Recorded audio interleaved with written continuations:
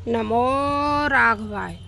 जय श्री सीताराम, जय श्री सीताराम। बोलो श्यावर रामचंद्र की जय। जय जय श्री राम। सभी साधु संत समाज को, सभी को कोटि कोटि प्रणाम। राघव जी सिया जी को कोटि कोटि प्रणाम। गुरुदेव भगवान को कोटि कोटि प्रणाम। जो रामचरितमानस का पाठ श्रवण करें उन सभी को बारंबार प्रणाम। और एक बड़ी सुंदर चौपाई के सिया राम मैं सब जग जानी, कराऊं प्रणाम जोर जोग पानी। ओ श्यावर रामचंद्र की जय। हम पहले रामचरितमानस में सीता हरण तक पहुँच गए थे कि सीता हरण होने वाला था। तो यह प्रसंग है, बड़ा सुंदर भाव भरा हुआ प्रसंग है। अब सीता जी के लिए रावण आया है हरण करने के लिए। तो क्या हुआ, जब रावण ने देखा कि सीता जी अकेली हैं वन में, तो उसने क्या किया, एक डरत डर राम के दूजे सिय अकेले, लखन तेज तन हत बई जिमठाड़ी दलवेले। सीता जी अकेली थी, देखा उसने सीता अकेली है और लखन वहाँ थे नहीं, और ऐसे खड़ी थी जैसे इकलौती बेल खड़ी हो। सीता जी इस तरह से खड़ी थी। सुन बीच दस कंदर देखा, आवा निकट जति के बेसा। जब सीता जी को अकेले देखा किसने, दसकंदर रावण ने, तो क्या किया, एक साधु का वेश बना लिया, जति का वेश बना लिया। जति कहते हैं साधु से।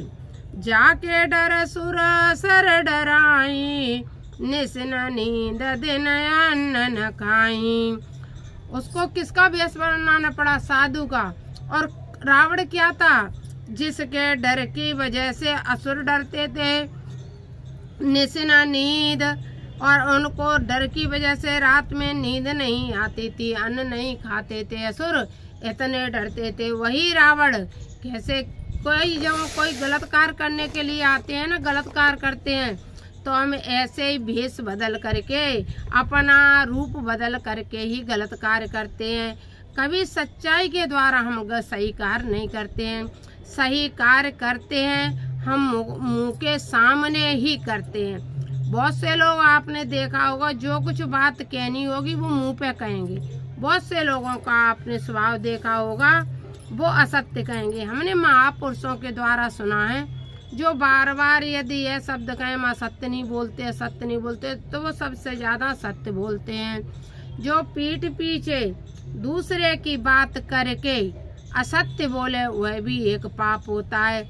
इसलिए जो कुछ भी कहना है सत्यता के सामने कहो, और सत्य बोलने में कोई पाप नहीं है।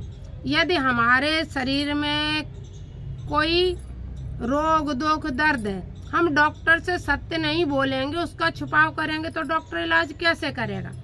जब उसको बोलेंगे सत्यता के साथ, तभी तो इलाज होगा। असत्य का साथ कभी नहीं लेना चाहिए, क्योंकि असत्य पे चलने वाले लोग कभी सुखी नहीं रहते हैं। यहाँ रावण असत्य का साथ ले रहा है, भेष बदल करके, मुनि का भेष ले करके आ रहा है। तो आगे रावण का क्या हास्य होता है, वह इस रामचरितमानस के द्वारा आप भी जान जाओगे, और सभी को ही जानता है। बुराई का अंत बुरा और अच्छाई का अंत अच्छा होता है। तो वो जो सब डरते थे, वह डर करके आ रहा है। 110 शीस स्वान की नाई, इतव तचितय चला बढ़ियाई। जिसके डर से सभी राक्षस डरते थे, सो नहीं सकते थे, अन्न नहीं खाते थे, ऐसा रावण कैसे आ रहा है। 110 शीस स्वान की नाई, वो रावण आ रहा है। कैसे आ रहा है, जैसे कि कुत्ता आता है। कुत्ता तुम देखना, ऐसे देखेगा, ऐसे देखेगा, फिर जाएगा कुत्ता। डरता डरता कुत्ता जाएगा कि कहीं कोई डंडा नहीं मार दे, इसलिए कि तब वो रोटी छीन के लेके आ पाएगा। इसलिए दस्सीस को यहाँ स्वान कहा जा रहा है। इत कुपंत पग देत खगेसा रहे न तेज तन बोधे बलबलेसा।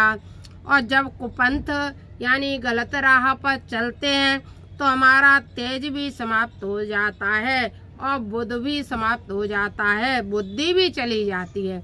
जब हम गलत कार्य के लिए करेंगे, गलत सोच रखेंगे तो हमारा तेज और बुद्धि दोनों साथ नहीं देती हैं।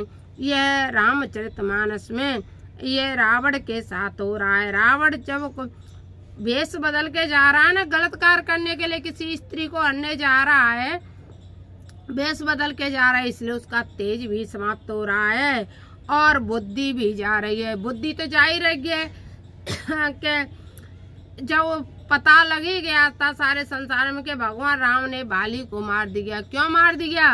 कि अनुज बधू भगिनी सुत नारी इन्हीं को देष्ट बिलो के जोई और ताए बदे कछु पापन होई। जब बाली ने पूछा था कि मुझे क्यों मार दिया, मैं बैरी सुग्रीव प्यारा, कारण कवन ना तुम्हें मारा, मुझे क्यों मार दिया, तब कहा था वही कार्य रावण अपन भी करने जा रहा है, किसी स्त्री का अपहरण करने जा रहा है। तो तेज कहाँ से रहेगा, कहाँ से स्त्री रहेगी? तो झूठ बोलने पर, झूठ का साथ लेने पर, गलत राह पकड़ने पर, गलत कार्य करने पर मनुष्य का तेज चला जाता है। तो यहाँ रावण झूठ का साथ ले रहा है कि वेश बदल करके कौन बन रहा है? रावण। रावण बन रहा है एक साधु और हरने किसको जा रहा है? कि स्त्री को। तो इसी कारण उसका तेज भी समाप्त हो रहा है। करे अनेक विधि छल चतुराई मांगी भीख दशानन जाई। और उस मूर्ख दशानन ने क्या किया? जो बुद्धिमान दशानन था वह मूर्ख दशानन बन करके क्या किया?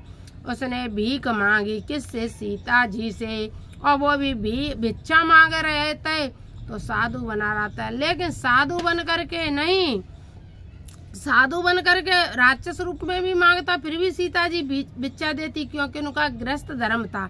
लेकिन वह साधु बन करके भिक्षा मांगी। अतिथि जान सिया कंद मूल फल देन लगी तय कीन बहुरे छल। और सीता जी उनको कंद मूल फल देने लगी। कह रावण सुने सुंदर बानी वादी भी कन ले सयानी। अब झूठ बोलने लगा। क्या कहने लगा? हम बंदी भीख नहीं लेंगे, सुन लो सयानी, हमें खुली हुई भीख चाहिए। विधिगति बाम काल कठिनाई रेखना दिशियवार आई। अब लेकिन विधि की गति हुई कि लक्ष्मण जी आज्ञा कर गए थे कि ऐसा कार्य मत करना, लेकिन सीता जी ने कर दिया। लक्ष्मण जी कह के गए थे भाभी यहाँ राक्षस और ऐसे लोग घूमते फिरते रहते, इसलिए तुम इस रेखा को, लक्ष्मण रेखा को पार मत करना। लेकिन सीता जी लक्ष्मण जी की बात न मानते हुए रेखा को पार कर रही हैं। जब कोई आदेश, अपन अकेले हैं और अपने को कोई आदेश दे दे तो उस आदेश का पालन करना चाहिए। आदेश के पालन करने वाले व्यक्ति को कभी घाटा नहीं रहता है। अपने को कोई आदेश दे तो उसके बारे में सोचना चाहिए कि उसने हमको ये आदेश दिया। अपनी मनमानी कभी मत चलाओ। तो यहाँ सीता जी अपनी मनमानी चला रही हैं, लक्ष्मण जी की बात नहीं माने। जब लक्ष्मण जी के कोई तो राम जी छोड़ गए थे और कह गए थे कि जानकी जी का वो करना, लेकिन लक्ष्मण जी तो ऐसी रेखा खींच गए थे कि उनके ना होने पर भी कोई जानकी जी को छू नहीं सकता था, लेकिन उनकी आज्ञा की अवहेलना कर रही हैं। तो कभी हम ऐसी परिस्थिति में हों जहाँ छोटा हो बड़ा हो जो भी हो, यदि हमें आदेश दे देता है तो उस आदेश का पालन करना चाहिए। यहाँ जो निजी जिंदगी की घटना है, उस घटना के द्वारा एक हम उदाहरण देना चाहेंगे। जो बच्चियां सास की, ससुर की, पति की आज्ञा की अवहेलना करती हैं और अपनी मनमानी तरीके से कार्य करती हैं, वो जीवन में अपने दुख को न्योता देती हैं। ऐसा कि उदाहरण मैंने अपने जीवन में 3-4 बार देखा है। 3-4 बार यह उदाहरण मैंने देखा है। एक बार क्या कहो, मतलब हमारे कोई खास रिलेशन वाले, अब नाम नहीं लेंगे, लेना ठीक भी नहीं है, इन बातों से कुछ होता नहीं है, आराम में घर रहने के लिए आई थी और सब कुछ अच्छा ही अच्छा था, लेकिन जो उनके घर वालों ने कहा था वो उनने वह कार्य नहीं किया था। उसकी वजह से उन्हें कम से कम अपने सास की, ससुर की, अपनी पति की आज्ञा की अवहेलना करने की वजह से उन्हें कई वर्षों तक मायके में रहना पड़ा था, कई वर्षों। तो ऐसा होता है, जब आपने सास ससुर पति आज्ञा दें तो किसी की मत मानो, कम से कम अपने पति की आज्ञा तो मान ही लेना चाहिए। स्त्री को सास ससुर भी भाड़ में चले जाएं, जमाना नया है भैया, भाड़ में चले जाएं, लेकिन कम से कम पति आज्ञा भी लड़की मानती रहेगी तो उस लड़की के जीवन में कभी कोई किसी प्रकार का संकट नहीं आ सकता है। क्योंकि संसार में चाहे कोई रिश्ता निभाए या न निभाए, लेकिन अपना पति एक ऐसा होता है, वो रिश्ता निभाता ही निभाता है। जब लेकिन हम अपने उसके विश्वास को जब तोड़ देते हैं तब परेशानियों का सामना आता है। अतिथि जान सिया कंदमु विधिगति बाम काल कठिनाई रेखना दिसिया बार आई। नहीं मानी आज्ञा और बाहर आ गई। बेसो भरने अगर दल दलनी करने सकल को सुर काज जाना नहीं 10 शीसत मूड कपट के साज। और उस 10 मूड वाले कपटी के उस दिमाग को नहीं सीता जी ने समझा और क्या किया, नाना विधि कहे कथा सुनाई राजनीति वह प्रीति दिखाई। कहे सीता सुने जति गुसाई बोले वचन दुष्ट की नाई। लेकिन सीता जी इतना तो समझ गई, राजनीति और भय दिखाई सीता जी को। जब वह अपने असली रूप में बाल नहीं आया है, उससे पहले ही राजनीति का भय दिखाने लगा, अपनी प्रीति की बात करने लगा। तो सीता जी कहने लगे, एक जति के मुख से ऐसी प्रीति की बात, राजनीति की बात अच्छी नहीं लगती, इसलिए तुम बताओ कौन हो दुष्ट। सीता जी कभी किसी स्त्री के उससे, एक पतिव्रता स्त्री के सामने किसी भी मनुष्य का कपट चेहरा नहीं रख सकता है। कोई किसी को क्रूर दृष्टि से बुलोकता हो वह समझे हम नहीं पहचान, लेकिन स्त्री हाल पहचान जाती कि देखो ये हमें इस दृष्टि से देख रहा है। स्त्रियां बहुत जल्दी पहचान जाती हैं, तो सीता जी भी पहचान गईं। तब रावण निज रूप दिखावा भय सभीत जब नाम सुनावा।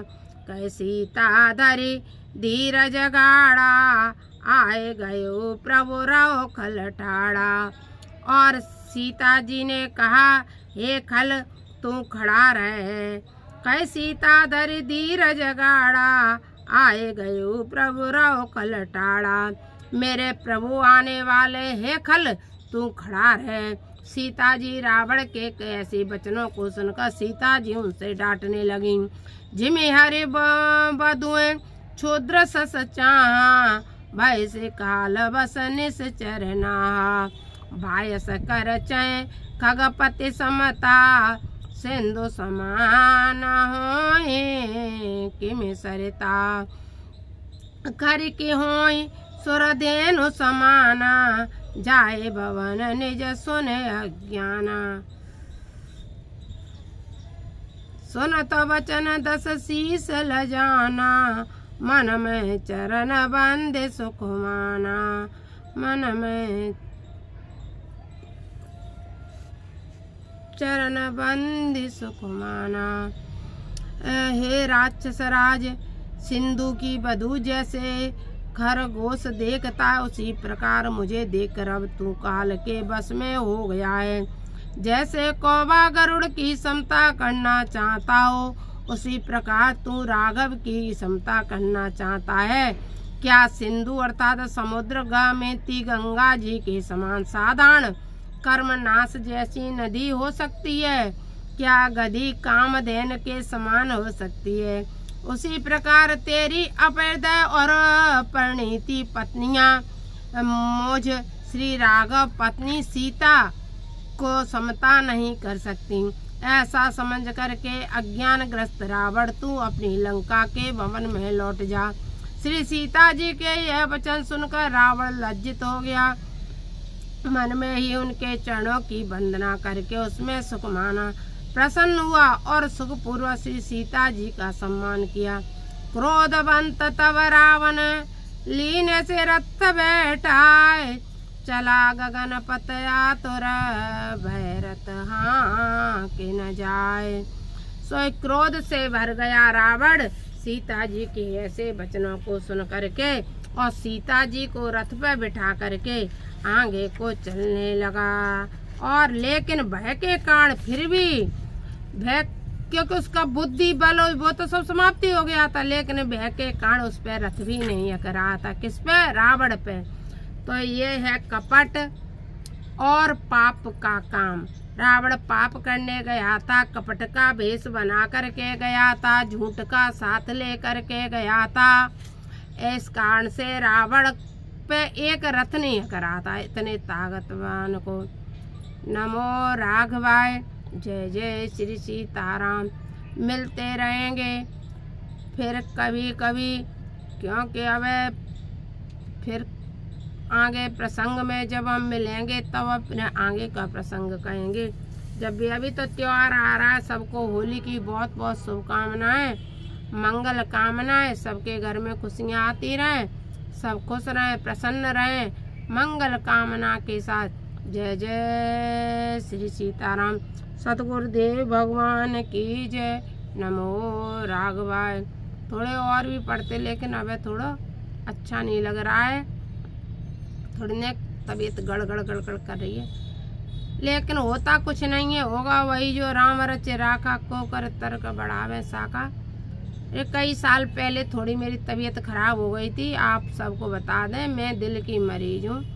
लेकिन इसमें क्या है, कभी कभी बिजली सी कौंधती रहती है हार्ड में, कभी कभी ज़्यादा हो जाती है तो मैं लेट जाती हूँ, और नहीं तो बस मैं ऐसे ही थोड़ा इसको दबा वबा के कि जिस दिन जाना उसे रोक नहीं सकता है, और जिस दिन नहीं जाना है तब तक जा नहीं सकती हैं। जाएंगे उसी दिन जिस दिन लिख रखा है, नहीं तो पहला अटैक पड़ा था उसी में चले जाते, लेकिन नहीं गए ना। तो सब परमात्मा की इच्छा से सिर्फ भगवान का भजन करते रहो। प्रेमानंद महाराज जी कहते हैं कि राधे राधे राधे राधे जपते रहो। वही है कि सच्चाई की राह पे चलो, असत्य का न साथ दो, न असत्य का सहारा लो, न सत्य का साथ भी मत दो। अपने ही हृदय में कभी भी ऐसा कोई कार्य मत करो जो धर्म विरुद्ध हो, कहीं भी किसी प्रकार से। रामचरितमानस हमको सबको सिखाती है, राह पे चलना सिखाती है। और कभी ये मत सोचो कि हम बूढ़े हो गए, हम बीमार हो गए, हम असाध्य हो गए, अब हमें किसी सहारे की जरूरत है। जब तक सहारा तुम्हारा परम ब्रह्म परमात्मा है, तब तक तुम्हें ना किसी सहारे की जरूरत है, ना असाध्य होने की जरूरत है। जब तक परमात्मा है तब तक नेक बिना कपट के सांसारिक जीवन जीते हुए, धर्म की राह पर चलते हुए, जय जय श्री राधे करते हुए जीवन काटो।